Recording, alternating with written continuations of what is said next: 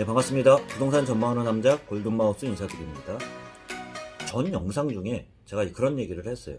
이제는 집값을 떨어지는 거를 말로만 하지 말고 이제는 보여줘야 된다, 현실로. 그만큼 정권이 끝나가는 입장에서는 말로는 아무리 말을 해도 실질적으로 국민들도 체감을 못하면은 그만큼 이제 믿을 수도 없으면서 동력도 떨어진다고도 할 수 있습니다. 오늘 퇴근 전에 부동산 동향에 대해서 한번 뉴스에 대해서 한번 말씀드려보면서 이야기 나눠보도록 하겠습니다. 6월 1일 기준으로 해가지고요. 재산세 부과 기준일이면서 또한 작년과는 틀리게요. 양도세가 중과가 배제가 되는 게 아니라 올해는 6월 1일이 넘어가면 중과세를 중과한다고 했습니다. 그렇기 때문에 6월 1일 기준으로 해가지고 다주택자가 어떻게 움직이는지 한번 보라고도 얘기 드렸는데, 다주택자들이 매물이 나온다 그러면 아무래도 부동산 시장에 하락으로 작용을 할 수 있을 거라고 얘기 드렸는데, 그 영향하는 부동산 가격에 달려있고 또한 부동산 시장 참여자의 결정에 따라 틀려질 수 있는데, 나오는 기사들을 보면 다주택자들 같은 경우 이제 마지막 막차라고도 할 수 있습니다. 작년과 틀린 게, 작년 같은 경우는요, 양도세를 중과를 배제했습니다.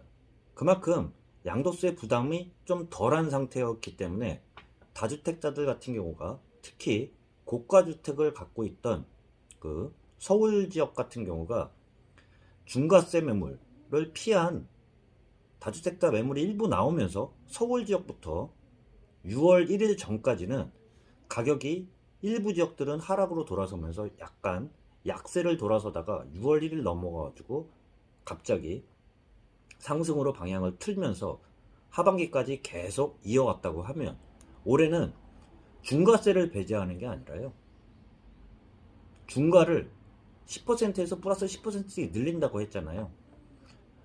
집을 갖고 있는 사람이라 다주택자들 같은 경우는 재산세도 지금 많이 올라가는 상황 하에서 공시지가가 많이 올라가면서요, 재산세도 무섭지만 가장 무서운 게 저는 양도소득세라고 했어요. 양도소득세를 완화하거나, 완화라는 표현도 어떻게 보면 간곡하게 표현을 하지만 중과를 배제하면서 원칙적으로 돌린다는 게 완화라고 할 수 없어요. 지금까지 비정상적으로 기존 양도세율에 중과세를 계속 매기고 있는 상황에서 중과만 배제한다 그러면 아마 다주택자들 같은 경우도 매물이 많이 나왔을 겁니다. 그런데 상황들을 보면 6월 1일 얼마 남지 않은 상황이에요. 지금 오늘 그 영상 찍는 날이 4월 20일이기 때문에 보통 거래 매매 계약을 체결을 하면 잔금까지 기간이 있잖아요. 이 경우에는 중도금을 넣겠지만 계약금과 잔금 사이에는 통상적으로 한 달 정도, 평균적으로 한 달을 줍니다. 더 긴 경우도 있지만 4월 20일 기준이라고 하면 6월 1일까지 얼마 남지 않았어요. 이 상태에서 일부 다주택자들의 매물이 나오겠지만 실질적으로 기사들을 보면요, 일부 다주택자들 같은 경우는 특히 서울에 몰려있는 고가주택을 갖고 있는 사람들은 매매보다는 증여를 선택하면서 세금을 조금 줄이기 위한 그러한 그 방향성으로 지금 선회를 한 것 같습니다. 한번 내용들을 보면 4월 19일 한국부동산원 월간 아파트 거래 현황에 따르면요, 지난달 강남구 아파트 증여 건수가요 812건으로 2월에 129건보다 약 한 530%가 급증을 했습니다. 이 영향하는 강남구에 있는 분들 같은 경우는 다주택자들, 특히 다주택자들 같은 경우는 매매를 선택하느니 자식들한테 증여로 물려주면서 세금을 좀 줄이는 방향으로 나갔다고 할 수 있습니다. 그렇기 때문에 시장 상황에서 나오는 매물도 분명히 있겠지만 그만큼 증여가 늘었다는 것은 부동산 현장 시장에 나오는 매물 또한 확 줄어들었다고 할 수 있어요. 그렇기 때문에 매물이 많이 나올 거라고 기대를 하면서 하락을 좀 생각했던, 작년처럼 생각했던 분들 같은 경우는 부동산 시장 상황을 한번 생각해 보면 매물이 출회가 생각보다는 많지 않다고도 볼 수 있습니다. 올해 공시가격 상승률을 보면 전국 대비는 약 19.08%였지만 서울 전국 평균보다는 높은 서울 쪽만 봐도요 19.91%나 상승을 했어요. 그러다 보니까 재산세가 많이 늘어날 수 있으면서 또한 공시가가 늘어남으로써 종부세 대상자도 확대가 될 수 있는데, 그러기 전에 그 매매보다는 증여로 많이 갔다고도 할 수 있습니다. 증여를 한다 그러면 아무래도 그 세금적으로는 증여세도 분명히 나오겠지만 일부 재산세를 줄일 수 있으면서 또한 강남구나 서울 지역에 고가 아파트들이 몰려있는 지역 같은 경우는 요번에 새로운 서울시장이 선출이 되면서 아무래도 공공재개발이냐 민간 재개발이냐 그런 이야기가 화두가 될 수밖에 없어요. 내년 그 대선 앞두고도 이런 주제로는 계속 이야기 나올 수밖에 없는데, 잠재적으로는 증여세를 내고래도 나중을 생각하면은 증여가 낮다고 판단을 한 것 같습니다. 매매를 한다고 하면 양도세를 내고는 또 다시 그거를 산다는 거는 그만큼 불가능해요. 양도세 내고 다시 그 양도 차익만큼 다시 원상태로 사기도 힘든 상황 하에서 증여세도 많겠지만, 그렇지만 주택을 자식들한테 증여하는 방향으로 나갔다고도 할 수 있습니다. 재산세 또한 올라가고 있는 상황 하에서 보면 서울 전체적으로 아파트 증여 건수를 봐도요 2월보다는 3월이 늘어났어요.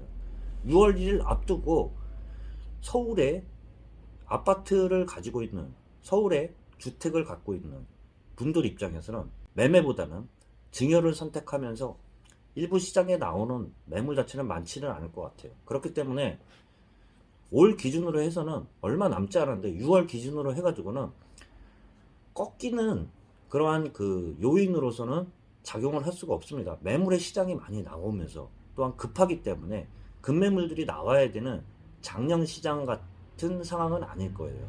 그렇기 때문에 시장 상황의 하락 압박에는 큰 요인으로 작용하지 않은 그런 물량이라고도 볼 수 있습니다. 서울 전체적으로 아파트 증여 건수를 봐도요 2월 933건에서 3월 2019건으로 약 2배 이상이 늘었어요.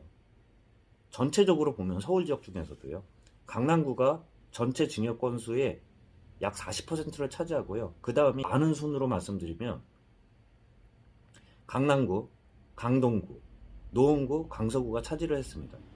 전국 아파트 증여 건수를 봐도요 지난달 전국 아파트 대비해서도요 2월 대비해서 3월이 증여가 늘었습니다. 전체 건수로 보면 전체 아파트 증여 건수만 봐도요 2월 6,541건에서 3월 들어서는 1281건으로 약 50% 이상이 늘었습니다. 전체적으로 서울도 그렇고요. 또 서울 중에서도 강남구가 가장 높으면서 전국적으로 해서는 6월 기준으로 해가지고 다주택자들이 시장에 매물을 내놓는 것보다는 증여를 선택을 하면서요 부동산 시장에 하락으로 작용할 수 있는 그러한 시장 매물로 나오는 물량 자체가 많지 않을 거라는 그런 생각을 짐작할 수 있는데요. 그러다 보면 6월 1일까지는 아직 기간은 남았지만 크게 하락 방향으로 작용을 할 수 있는 그런 여건 자체는 많이 없어졌다고 할 수 있어요. 가장 중요한 거는 6월 1일이 넘어가서 시장이 어느 쪽으로 방향성을 바꾸느냐가 가장 중요하겠지만, 일부 말씀드린 것처럼 선거를 앞두고 부동산 시장이 꺾이기는 쉽지 않다고 했잖아요. 그만큼 최근에 부동산 규제에 대해서 말씀들을 많이 하세요. 요새 보면 이 상황 자체는 서울시장이나 부산시장 재보궐선거가 끝난 이후에 내년 대선까지 앞두고 있는 상황 하에서는 어쩔 수 없이 부동산 규제 완화에 대해서는 여던 야던 계속 나올 수밖에 없는 그런 상황이에요. 그렇기 때문에 6월 1일 부동산 상황이 어느 방향으로 갈지 여러분도 한번 지켜보면서 저도 한번 방향성에 대해서 계속 말씀드려보면서 여러분 찾아뵙고 이야기 나누도록 하겠습니다. 남은 시간 편안한 시간 되시길 바라면서 인사드리도록 하겠습니다. 골든마우스였습니다.